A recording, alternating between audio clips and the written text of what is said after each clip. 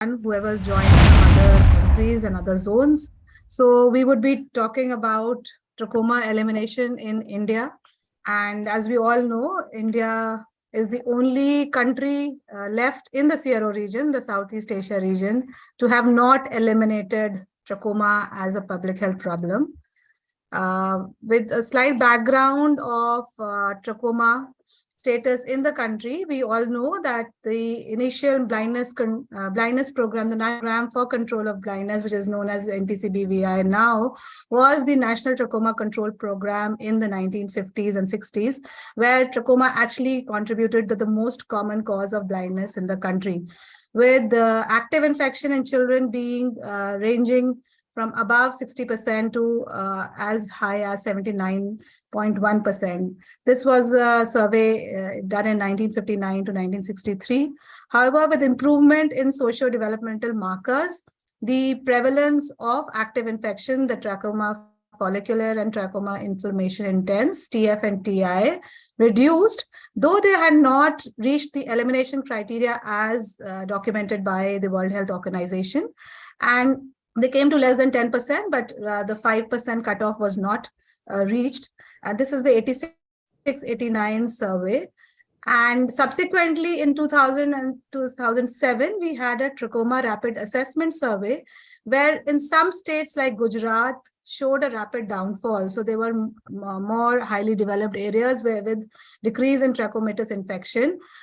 So just for a brief background, what is the difference between a prevalence and a rapid assessment survey?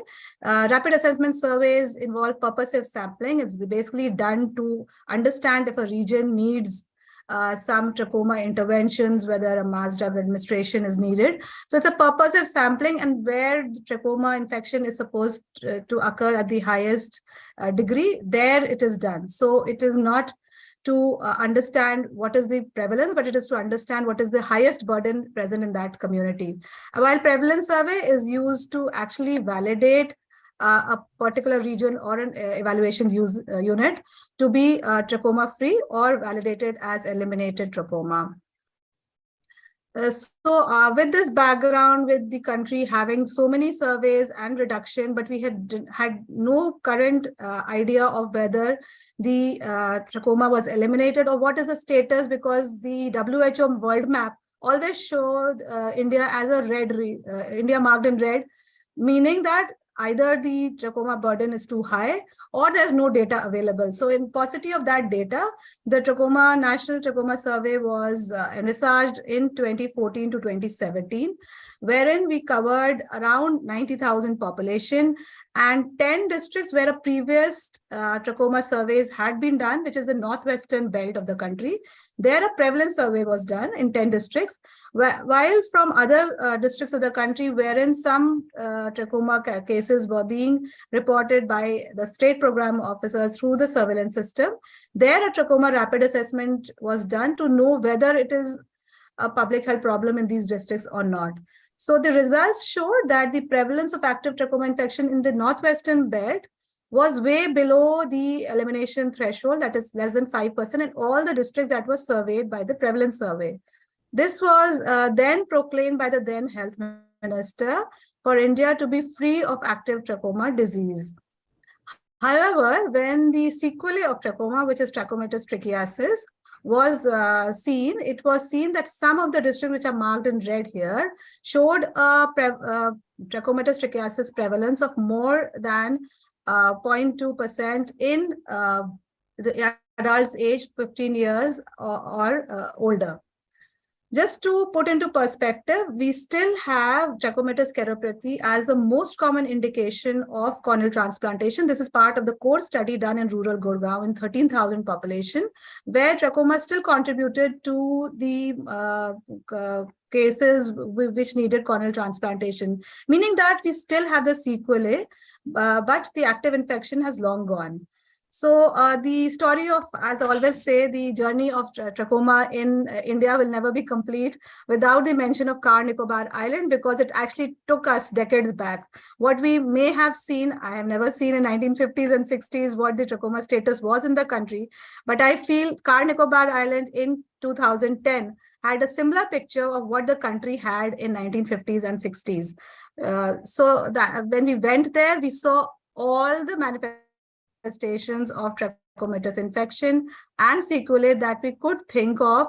So we had TF, we had TI, we have TS in children as well. So less than 10 years or even 12 years old children, which we never see in the Northwestern belt now, TS being present in the lids of children. And of course, a lot of entropion cases with corneal opacities. So then all this 15 villages in the Car Nicobar Island, which is a tribal reserve area and is not open to civilians, when they were, all the 15 villages which were covered showed a prevalence, a burden of 50.8. Actually, it was a rapid assessment survey done in the 15 villages. So a burden of 50.8% of active infection and 10 per thousand of trachomatis trichiasis was reported. So based on the results, in India then, for the first ever time, a mass drug administration was started. This is just to show the risk factors in this island, why it occurred in the 21st century. There's a lot of overcrowding, and there was a lot of the houses had animal pens just beneath them. So they were in close contact with animals. That could only be the contributory factors, because otherwise they were not too much of dirty faces or unclean faces. With the other F&E component were taken care of, because tsunami had just hit the island and there were a proper infrastructure being available, water supply being available to the houses. So in 2010, 2011 and 2012, with the National Program of Control of Blindness, and the local administration, F&E component along with a mass drug administration was administered to all the houses, to all the persons of the Nicobar Island. And then a repeat survey was done in 2013, where the prevalence of active infection decreased markedly to 6.6%. And as part of the National Trachoma Survey, when Nicobar Island was covered and the active infection had reached the below elimination criteria of 5%, it was 1.6%. So with this background, what needed to be done basically for validation of validation for India to be free of trachoma and validation of trachoma not being a public health problem in the country. So repeated meetings with stakeholders, the National Program of Control of Blindness, with WHO India office, CRO office, and the headquarters, was an action plan was developed to reduce the national backlog to the elimination level.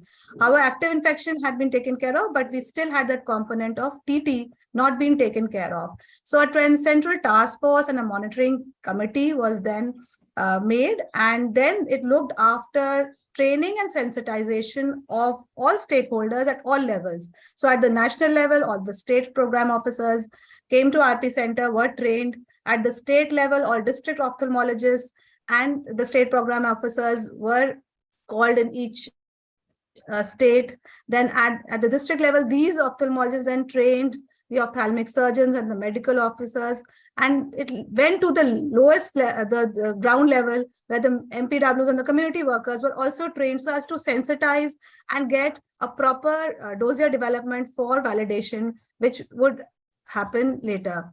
So a case finding and all these modules were then developed, a proper record keeping which is necessary for dossier and our request to WHO. So all this was taken care of.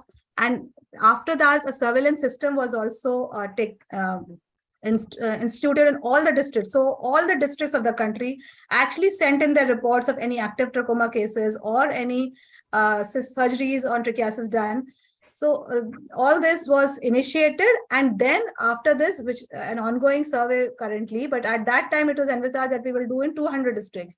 That was also a Herculean task, because I don't think nowhere in the world OTT only survey was planned in 200 districts of the country, which included all the northwestern part of the region, which was used to be previously hyperendemic, which you can see in pink, in the 1950s and 60s. So we had to cover each district, each evaluation unit to get that validation from WHO. So the survey is still ongoing. It was approved by the WHO and the tropical data team. The training of trainers was done, and the team members, which consisted around 50 to 60 members, were all trained to pick up trichiasis, to record, and it's a totally online data record form, which is being implemented in the survey. And post-survey dossier will be submitted to the WHO to get the validation for the country. It's funded by the National Program of Control of Blindness and Visual Impairment, and the implementing and the technical support is being given by Community Ophthalmology Department, RP Center. So the survey is basically a totally mobile-based data collection, and the data is uploaded on a cloud server and is monitored and cleaned the same day by the RP Center team as well as the WHO Tropical Data team in UK. And this is the status. Of course, we are still ongoing, so this will increase, but number of districts covered till now is 163. And the prevalence of trachomatis trichiasis is way below what is needed for the country to get validation. So we need, in the total population, we need a prevalence of trachomatis trichiasis to be 2 per 1,000. We are achieving 0.27 per 1,000. Two things to note: that from the previous survey, we had included trachomatis trichiasis, both known and unknown to the health system, whereas WHO recommends we only need to see for validation purposes the trachomatis trichiasis unknown to the health system, because those known are already in the system to get the surgery, or they have either refused or there's a recurrence, but they are part of the system and they can be given the treatment as and when required. Also, just this is a study when we had a mismatch of a very low trachomatis infection and the sequelae of trachomatis trichiasis being high.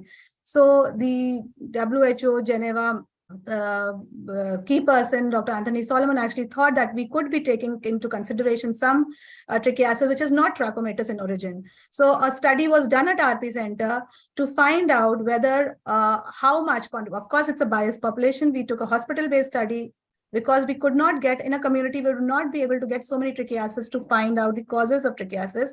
So a hospital-based study was made to understand how much trichiasis is contributed by trachoma and how much is contributed by other factors. So this study was then planned after proper ethical approval from WHO as well as All India Institute of Medical Sciences, and a prospective audit of all cases of trichiasis was then undertaken.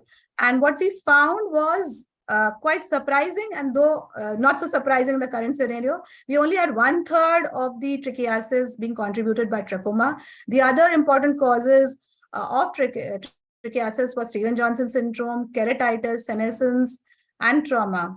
So the preliminary results of this study was actually presented at the Global Scientific Meeting, and where we saw that none of the patients with lower lid trichiasis were contributed by trachoma, and hence the definition, the global definition of trachomatis trichiasis was changed to those involving only the upper lid. Lower lid trichiasis was removed from the definition of trachomatis trichiasis. So this was an important change that we brought about in our survey.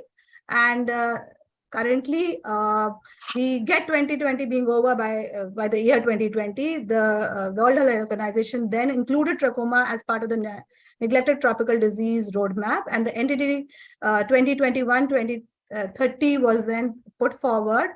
And then we feel that now India may be able to get the validation in the era of 2023 by the end of 2023. So I thank the National Ministry, the RP Center team, our ground team, which actually does all the surveys, and the clinical team involved in the trichiasis study in the institute. Thank you.